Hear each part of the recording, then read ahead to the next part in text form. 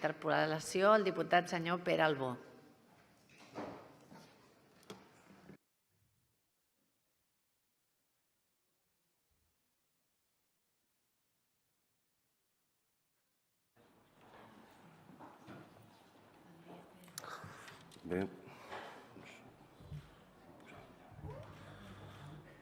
Bé, gràcies, presidenta, consellers, diputats, diputades, bon dia a tothom. La veritat és que és un goig estar aquí defensant aquesta proposta per defensar els jutges de pau. Com sabem, la llei orgànica d'eficiència organitzativa del servei públic de justícia, que amenacen entrar en vigor l'1 de gener del 2023, ha posat en escac aquesta figura que es pretén substituir, i es pretén substituir per funcionaris de carrera integrats que estaran integrats i a la nova oficina municipal de justícia que s'irà creant. Per començar, s'ha de dir que no deixa de ser contradictori que una llei que s'autoanomena amb aquesta pompa organitzativa del servei públic i d'eficiència aposti per l'eliminació d'aquesta figura dels jutjats de pau, a la vegada que diu que intenta aplicar mesures alternatives de solució de conflictes. Els que coneixem els jutjats de pau sabem la gran tasca que com a mediadors justament fan als llocs on treballen i, per tant, com a eina de solució alternativa de conflictes, són un verdader puntal allà on treballen. Saben vostès, s'ha comentat darrerament, que actualment hi ha a Catalunya 898 jutjats de pau. A la resta de l'Estat n'existeixen 7.000 jutjats de pau. Així doncs, sembla clar que aquesta mesura afecta especialment a Catalunya.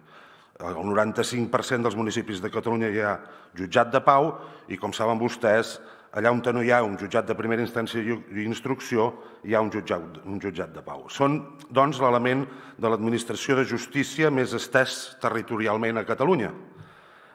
És més, jo crec que com és correcte presentar-los és dir que si l'administració de justícia està en el territori és gràcies als jutjats de pau i gràcies als jutges de pau. Per tant, és una eina de proximitat, és una eina, com he dit abans, de mediació, però és una eina sobretot de proximitat. Abans hem parlat del despoblament a la interpel·lació d'abans i la supressió dels jutjats de pau, evidentment, serà un pas més en aquest greuge que pateixen els pobles més modestos del nostre país. Perquè entenguem o per aprofundir en el que fa un jutjat de pau, he trobat molt bonic una notícia que sortia en el digital de TV3, del Telenotícies de Catalunya Ràdio, en el digital de la corporació, i que posava dos exemples que porto aquí. Una vella guarda, allà on la jutgessa de pau, que es diu Glòria Mateu, que té 27 anys, explica quina és la seva funció, què fa, i per la qual cobra 100 euros, explica la notícia. Per exemple, explica que celebra casaments, tramita citacions, notificacions dels jutjats i resol conflictes entre veïns. Diu, les atribucions clàssiques conferides són les atribucions clàssiques conferides als jutjats de pau. Diu, generalment en l'àmbit rural tractem servituds de pas entre finques de dos agricultors o disputes entre arrendador i arrendatari i molts cops dubtes que no es resolen per la via penal ni civil, sinó seient-nos a la mateixa taula i parlant. Això és el que cada dia fan els jutges de pau. També, per exemple, explicava aquesta notícia que a Mollerussa, Josep Maria de les Heres, que és un banquer prejubilat, està fent de jutge de pau i que cada any tramita una trentena de conflictes com els que, per exemple, hem explicat anteriorment. Parlar de conflictes, estem parlant de conflictes molt concrets, d'una mediació molt concreta i d'un perfil molt concret de servei públic. Per què ho comento això? Doncs perquè és evident que la pèrdua dels jutjats de pau significaria també la pèrdua d'un element d'identitat i d'una forma de ser. Als municipis del nostre país, el jutge, la jutgessa de pau, és sinònim de diàleg, de parlar, de mediar, de fer aquestes tasques que es comentaven, de resoldre els conflictes, de mantenir la convivència, el que el seu nom indica. Són agents de posar pau. Aquesta proximitat és, sens dubte, una garantia d'èxit. Molts dels expedients que inicia se resolen gràcies a aquesta acció, a aquesta filosofia d'acció, i molts conflictes queden resolts gràcies a aquesta manera i a aquesta manera d'entendre el seu servei públic.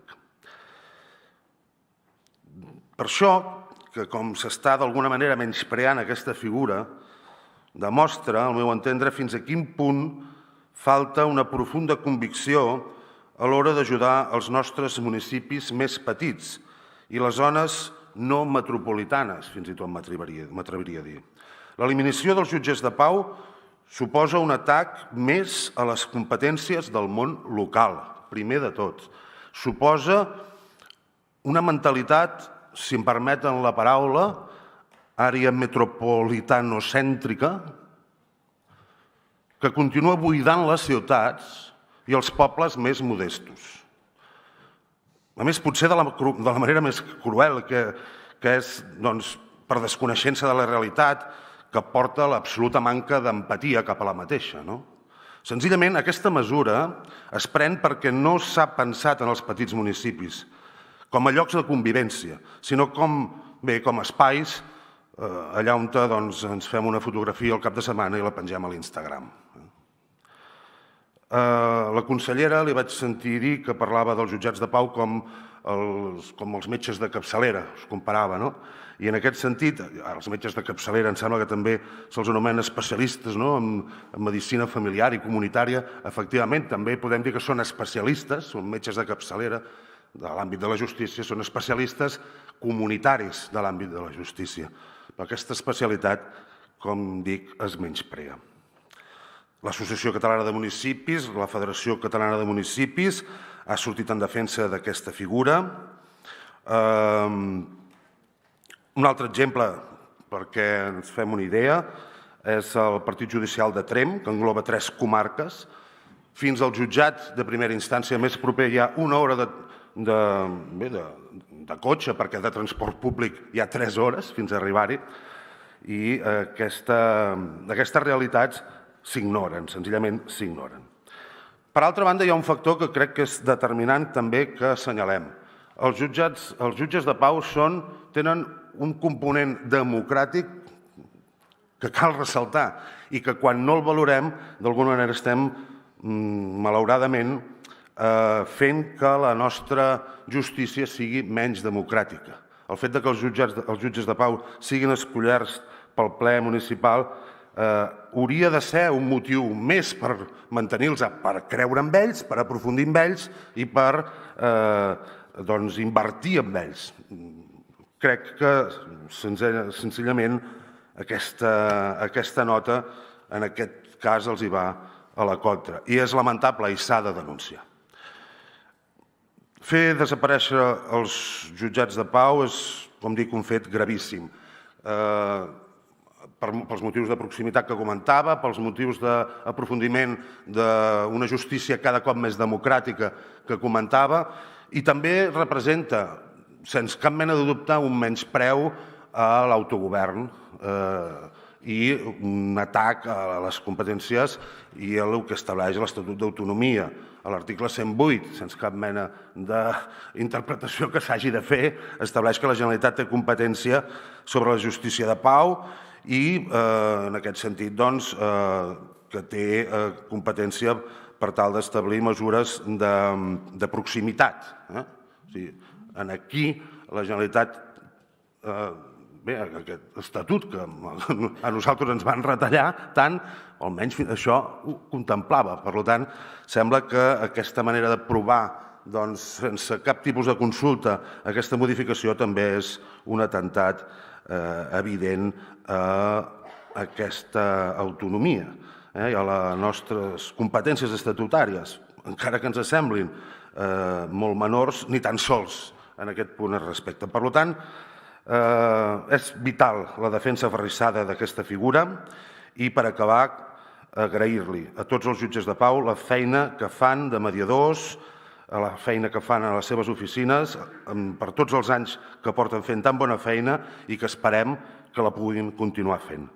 Moltes gràcies i llarga vida als jutjats i als jutges de pau. Gràcies.